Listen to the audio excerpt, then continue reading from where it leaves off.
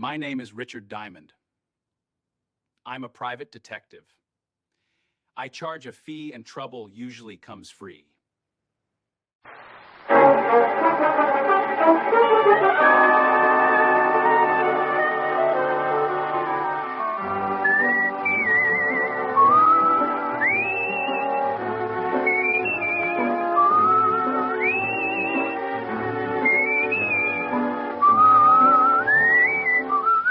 Here's Dick Powell as Richard Diamond, private detective.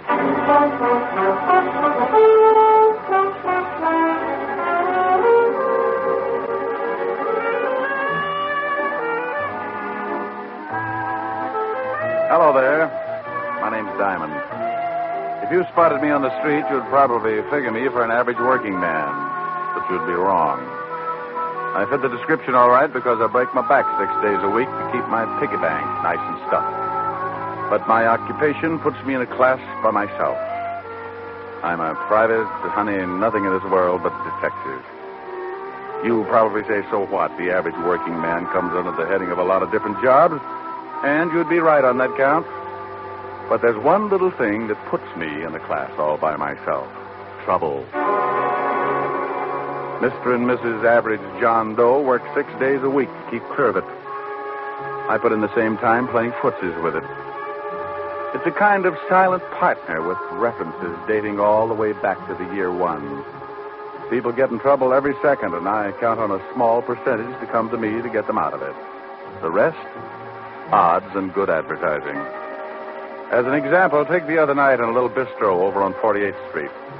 A couple of guys sitting at a back table were getting set for a special brand of trouble. The big kind that you find under the heading of murder. Oh, Bert, old boy, this is turning out to be a wonderful evening. Well, I'm glad you're enjoying it, George. Yes. Hey, who's the blonde over there in the booth? Well, I've never seen her before, but she's cute. Yeah, she sure is. Good evening, baby. Oh, George, take it. What? Maybe she's waiting for someone. Oh, don't be silly. Look, she's smiling. Let's ask her over to the table. Well, I still think she's waiting for someone. If you want to take the chance, go ahead, you ask her. All right, I will. I said good evening. Good evening. My friend and I noticed you were sitting alone, and we wondered if you'd join us. Oh, I don't believe I can. You see... Oh, please, just for a few drinks? No, really. Thank you just the same. Well, if you say so, but I'll be unhappy for the rest of the evening. Hi, baby. Tony. I'm sorry I took so long, but...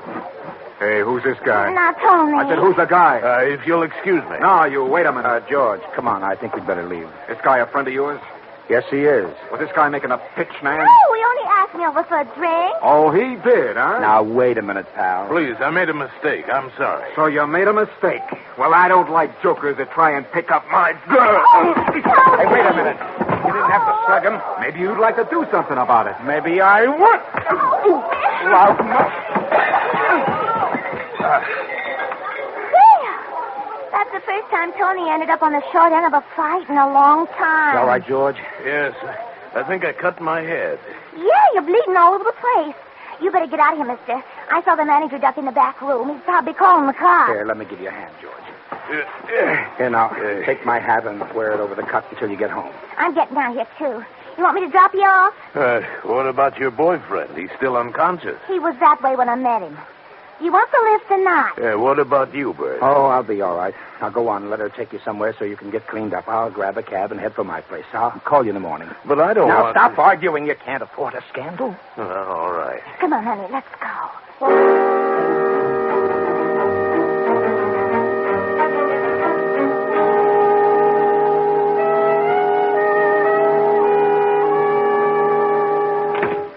Well, this very nice apartment. You better go get cleaned up. Back to that room. I'll get a couple of drinks. I can sure use a drink.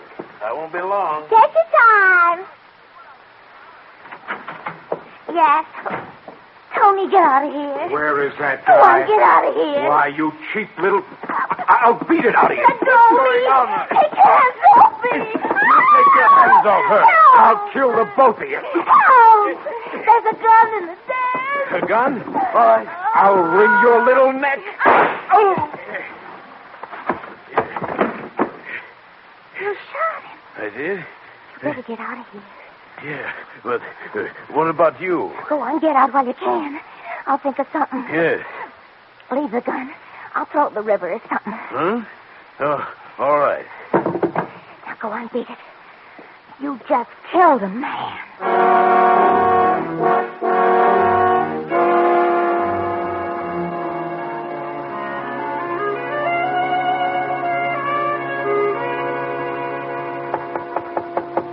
Yeah, come in.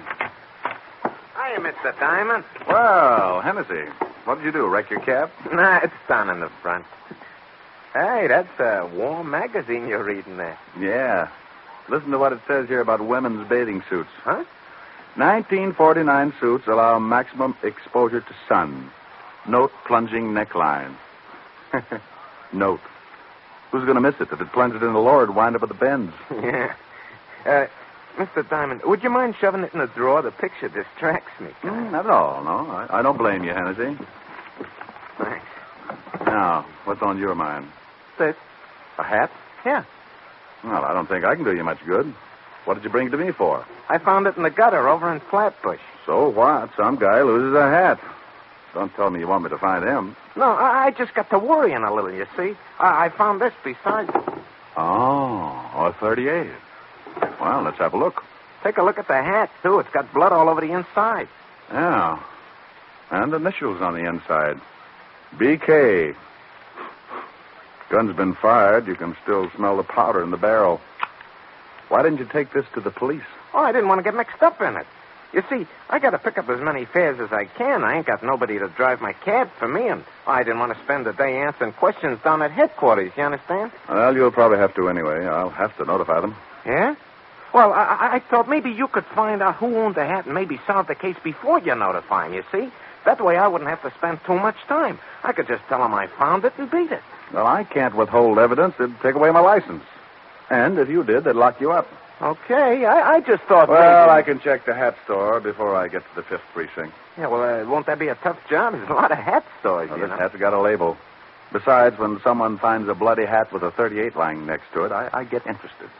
Particularly when there isn't a corpse to go with it. Yeah. Well, I gotta go, Mr. Diamond. Thanks a lot. You got a free ride anytime you want it. I may take you up on that. So long, Hennessy. Well, there you are. What did I tell you? When you're working with trouble, something always shows up. Sometimes it's just a routine case. A guy knocks off his wife and he comes to you because he suddenly found out that he had that lonely feeling. Or maybe you get a real screwy one. A taxidermist that got tired of stuffing animals and went to work on a neighbor. Or then you get one that gives you the same feeling you get when you pick up a poker hand and the first 4 cards you look at are all spades. Well, I was holding 2 cards. A hat with blood on it, a gun that had been fired, and all I needed to fill out the hand was a body. By all rights, I should have taken the evidence right down to my friend, Lieutenant Levinson, at homicide. But I didn't have anything to do, so I decided to see what kind of pieces I could fit into the puzzle. The label in the hat was from a store on 5th Avenue. It wasn't far from my office, so I walked it. Yes, sir. Something I can do for you? Yeah, stop munching your sensen and tell me if this hat is from your store. Well, let me see it. These glasses are not telescopes, you know. Yeah, here. Well, if you're planning to return this merchandise, sir, I can assure you the store will not accept it. You've been bleeding on the sweatband. Look, Rosebud, I just want to know if the hat is from this store. It most certainly is. It's one of our custom models. Who did you sell it to? If you found this hat, we will be glad to return it to its owner. We are not supposed to give out the names of our clients. I have a small badge here that should cut this conversation down to a few words. See? Oh. Now, would you mind telling me to whom did you sell this hat? Well, just because you're a detective, I am not impressed. However, under the circumstances, I'll give you the buyer's name. You're a real sport. I suppose you wear a shoulder holster, too. Or is that bulge your tailor's fault? Come here. I really keep a midget in there. You don't say. Yeah.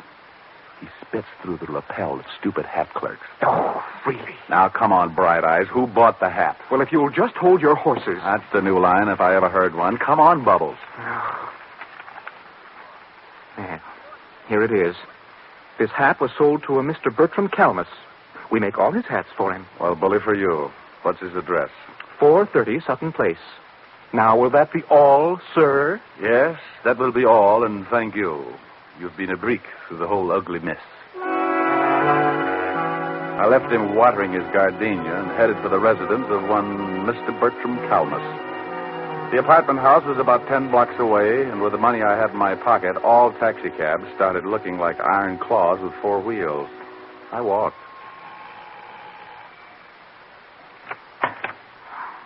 Yes? How do you mean that? Yes, I don't want any. Oh, and I've got a pretty good sales talk. I never buy anything unless I have a demonstration. My middle name is Semper Paratus. Like the Coast Guard, I'm always prepared. I suppose I could top that, but I'm getting tired of trying to close the door on your foot. What is it you want? I hate to admit it, but I'm looking for Bertram Calmus. My husband. Good for him. Is he in? No, but he will be any minute. What's it about? This hat, I believe it's his. What blonde's apartment did it turn up in? It was found in the gutter in Flatbush. Well, Flatbush is a little out of his territory, but the gutter sounds familiar. What's that stain all over it? Blood. Does your husband bleed a lot? Not recently. We've been getting along. Are you from the police? I'm a detective. Oh. Come in. I'd hate to be selling brushes. I'd have slammed the door on your face. Oh, well, then I made an impression. Perhaps. Let's just say you're waiting for a sacrifice to move you to second base. Won't you sit down? Thanks. What happens when I round third? That depends on your batting average, Mr. Diamond, Mrs. Calmus. That's it. Now, getting back to a very dull subject, does this hat belong to your husband? I don't know. It looks like one of his. Has it got any initials in the band? Mm-hmm. BK. When did you find it? I didn't. The cab driver picked it up this morning. And it isn't my husband's blood. He left about a half an hour ago to do some shopping, and he was very bloodless. No cuts on his head? No cuts. He came in around 2 this morning. He'd been drinking, but he wasn't cut up. Oh, here he is now. I hope we can discuss baseball another time. Oh, I got all the things you wanted, didn't it? Bert, this is Mr. Diamond. He's a detective. Yeah? Well, how are you? Fine, Mr. Calmus. Tell me, is this your hat? My hat? Let me see it. Why, no, it isn't. The hat store on Fifth Avenue says they sold it to you. Well, I can't help what they say. That's not my hat. Are you sure, darling? It was found in a gutter. I don't care if they found it on a Yale man in the Harvard Club. It's not mine. Well, I guess I'll have to take your word for it. Wait. Isn't that blood on the hat? Yeah. No, goodbye, Mrs. Calmus. Mr. Calmus, nice meeting you both. I'll see you to the door. I can do it. I know you can, dear. Coming, Mr. Diamond? Sure. Bye. Come back again, Mr. Diamond. Well, goodbye, Mr. Calmus. Where can I call you? What? I can't explain now. Where can I call you in about a half an hour? My office. It's in the book. You'll hear from me, but please don't do anything until then. Okay. Half an hour. Then I go to the police with this hat.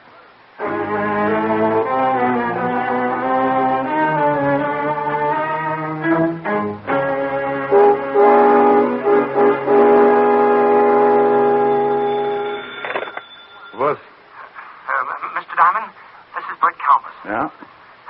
Yes, I couldn't say anything to you in front of my wife. That is my hat. Well, I thought so. Why did you deny it? Well, I was out with a pal last night. There was a fight over a girl. I didn't want to mention it in front of my wife. Oh, how did the blood get on the hat?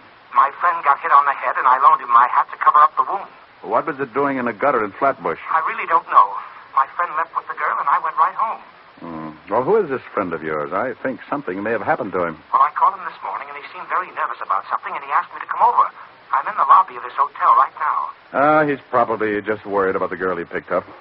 As long as the blood on the hat was from a cut on his head, I don't think there's too much to worry about. No, Mr. Diamond, I think it's more than that. He's my employer, and I know him pretty well. I do wish you'd come over. Well, all right, Mr. Calmus. What's the address? The Wisecracking Hotel on East 54th Street. I'll meet you in the lobby. Don't ask me why I started getting that lousy feeling when all I had was a bloody hat, a gun, and a pretty good explanation for one of the items. But there it was, that jammed-up feeling in the pit of my stomach, like I just swallowed a whole pineapple. Something was wrong, and I wanted to find out what. So I hurried over to the Wisecracking Hotel and met Calmus in the lobby. I'm glad you came, Mr. Diamond. I just put in a call to George's room, and someone else answered. So what? Well, the man asked a lot of questions, like who I was and why what did I want with George? And... Oh, I take it George is your friend of last night. Yes, George Watkins. He's the president of the firm I work for. Well, let's go up. When someone starts asking questions like that on the phone, it begins to sound like the police have moved in. Come on.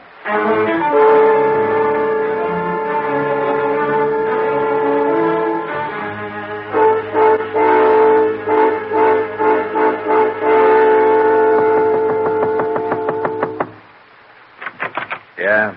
Oh, hello, Walt. Rick, what are you doing here? Fair question. I'll answer yours if you'll do the same for me. I came up to see a Mr. George Watkins. So did I. Well, what's the matter? Is George in some kind of trouble? Who's this guy? Oh, he's a friend of Watkins, works for him. Oh, yeah? Well, come on in. George. George, what's going on here?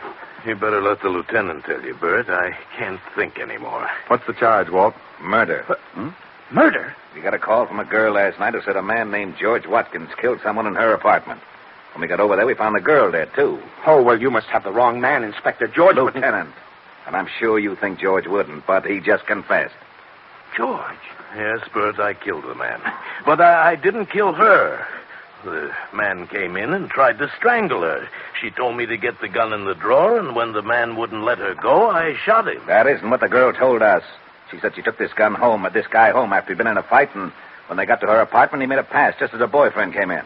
Then Watkins shot him and ran out.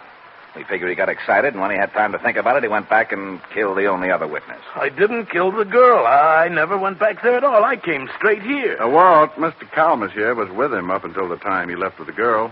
Is that right, Mr. Calmus? Why, yes, sir. Now, there was a previous fight, and Watkins got that cut on his head. Mr. Calmus loaned him his hat to cover the wound. That's right, sir.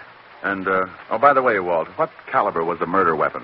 .38, but we haven't found the gun yet. Here, check this one with ballistics. How'd you find this? Cab driver named Hennessy brought it into me this morning. Found it lying with a hat. Did you ever see this gun before, Watkins? No, I told you I don't own a gun. Walt, what time do you figure he killed the man and the girl? The coroner fixed the time of death about 1 o'clock this morning. How long were you at this girl's apartment, Mr. Watkins? Why, about 5 minutes before her boyfriend came in. I shot him and left immediately. And you don't remember taking your hat or the gun? What are you getting at, Rick? This is an open and shut case. He admits killing one of them, but he won't admit the other killing because he knows it was premeditated. Just a hunch, Walt, just a hunch. Mr. Watkins, would you mind telling me just what happened after the girl's boyfriend started choking her? Well, I grabbed a gun out of the dresser near the kitchen and I shot him. And the girl told me to get out, that she'd take care of things, so I dropped the gun and ran. Did you hear anything else? Anything unusual? No. But, yes, now that you mention it, I did hear something that had slipped my mind until now. What did you hear? Well, I don't know whether I can describe it or not. It sounded like someone had opened a bottle of flat champagne. What are you getting at, Rick? Oh, wait a minute, Walt. When did you hear this noise? Right after I shot the man. I remember wondering if someone hadn't opened a bottle in the kitchen. Is that where the noise came from? Yes, I think so. All right, if I go over and case the scene, Walt? We've done that. Yeah, but you weren't looking for something.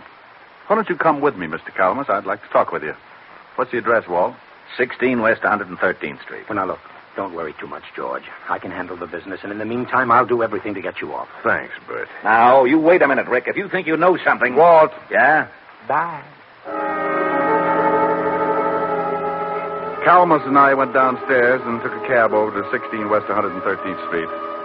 It was a middle-class apartment house in Flatbush, a 4-story brownstone. I let Calmus pay the fare, and we went in. I wonder what floor it's on. Well, should tell on the mailboxes. Yeah, here it is. Nan Phillips, 206. Well, let's go up.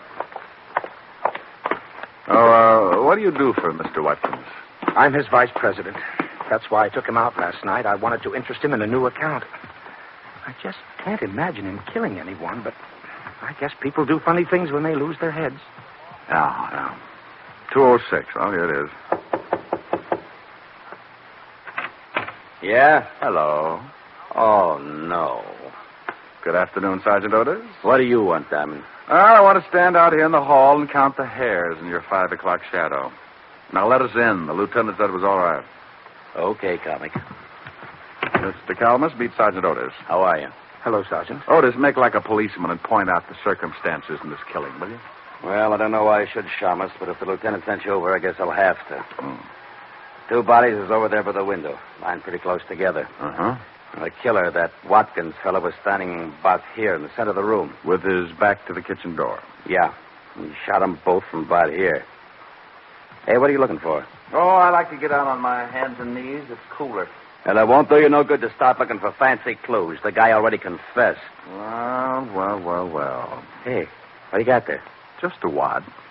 So, you got some wadding from the murder gun. You better give it here. Sure. But hang on to it, Otis, and be sure to give it to the lieutenant. Maybe you haven't noticed, but murder guns don't throw this much wadding unless you can kill someone with a blank cartridge. What? Don't let it throw you.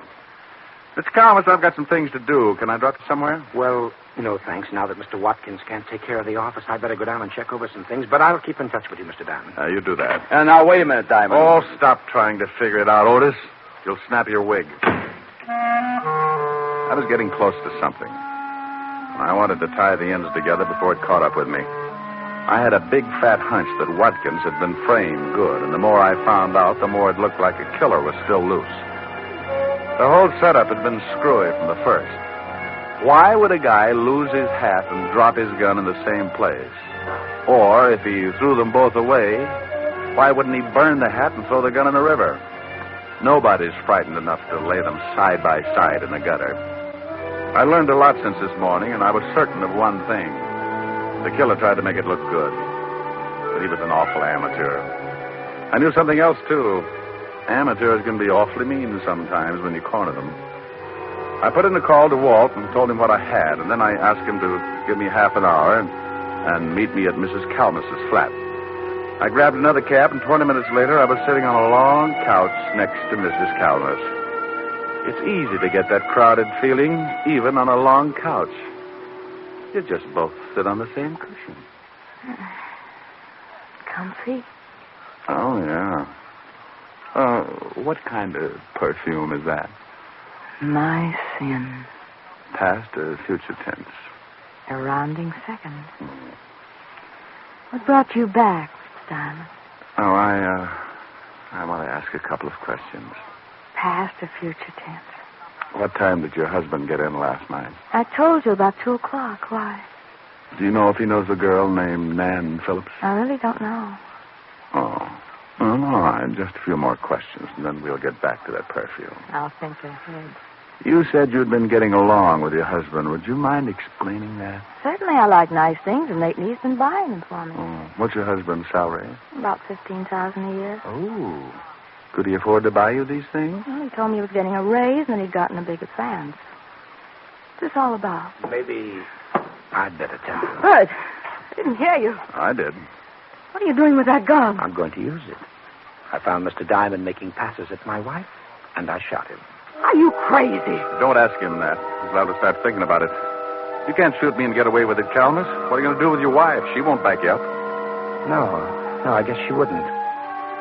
All right, both of you, get up and walk downstairs to my car. Bert, what are you doing? Your husband killed 2 people last night, Mrs. Calmus. Now he's going to try and cover because he guessed I knew how it was done. You're not going to kill me, too. Get moving. Bert, please. Go on. Better do as he says.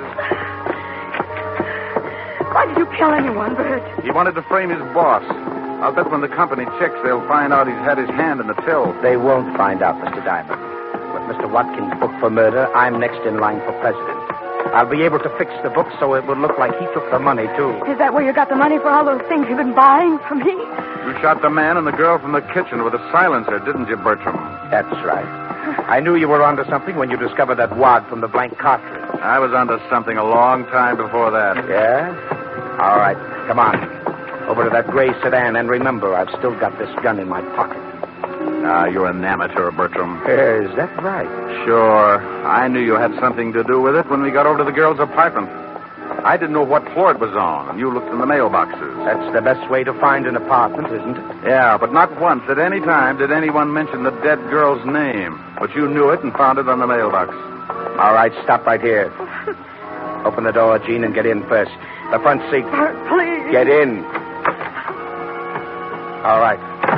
Now, you, Mr. Diamond, you're going to drive. You know, I left my license in my other suit. Stop stalling. I had to do something to stall for just a second because over Bertram's shoulder I spotted a prowl car sliding up to the curb, and good old Walt was climbing out. Bertram, would you mind answering just one question? What is it? The gun that Watkins thought he killed the man with was loaded with blanks, wasn't it? Sure. I killed the guy from the kitchen with a silencer. The whole thing was rigged, huh? The man and the girl were supposed to stage that fight, and Watkins was supposed to shoot the guy with the dummy slug. You said one question. Now get in the car. All right, Calmus, don't move. What? Why, you...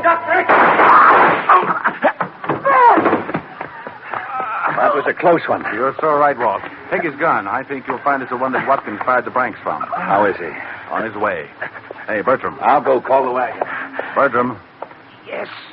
you want to tie the ends together? I paid the girl and the man to stage the fight. I told them I wanted to frame George and blackmail him. So you framed him with a double murder instead. Why? I'd been stealing money from the company. How'd you know it was me? Well, knowing the girl's name, for one thing, and your wife told me you'd gotten in about 2. Oh. You told me over the phone you went straight home after the fight in the cafe. The killing took place about 1. Watkins said he'd been at the girl's for 5 minutes. About 15 to get to her place, so that meant you all left the cafe around 12:30. It doesn't take an hour and a half to get... Hey, Bertram. Diamond, Huh? I don't think Bert can hear you. Yeah. Well, it was a pretty dull story anyway.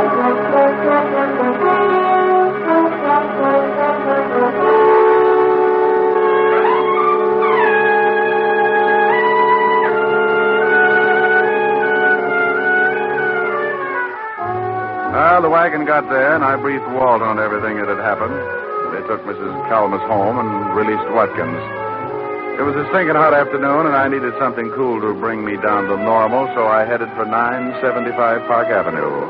A tall lemonade with a mind of its own, and the curvaceous redhead with the same gimmick. Yes? Oh, good afternoon, Mr. Diamond. Afternoon, Francis. Miss Asherin? Yes, sir. She's in the study, reading. Thanks, Francis. Oh, how about something cool? Yes, sir. Right away, sir. Hi. Hi. Wow, you look cool enough. That's a nice getup. You like it? It's the newest thing. Yeah, I saw it in the magazine. What do you do if it shrinks? Oh, silly. No, I'm concerned. You might get raided. Don't you like it? Yes, ma'am. What do you think of me? Oh, you're adorable. You're beautiful and you're cute. Hey, that sounds like a song. Mm-hmm. Come here. No, not sing it. It's cute. That's too hot. I'm rather cool. Well, I was only lukewarm until I spotted that play suit. Go on. A, you're adorable. Okay, but then I want to play. Get it? Play suit. That was dandy. Yeah. I know. Go on. Hey, you're adorable. B, you're so beautiful. C, you're a cutie full of charm. D, you're a darling. And E, you're exciting. And F, you've got feathers on your arm. Rick. G, you're a good to me. H, you so heavenly.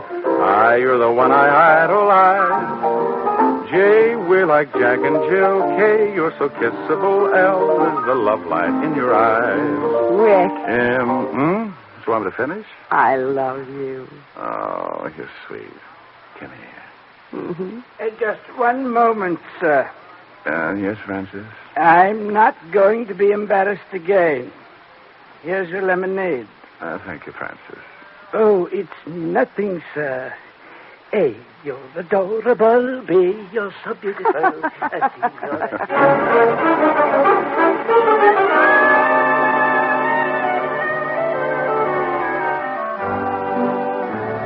You have just heard Richard Diamond, Private Detective, starring Dick Powell.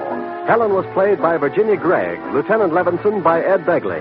Also in our cast were Wilms Herbert, Byron Kane, Lorene Tuttle, Paul Freese, and Wally Mayer. Music was under the direction of Frank Worth. Richard Diamond is written by Blake Edwards and directed by William P. Rousseau. Now, this is Eddie King inviting you to be with us again at the same time next week when we will again bring you Dick Powell as Richard Diamond, Private Detective.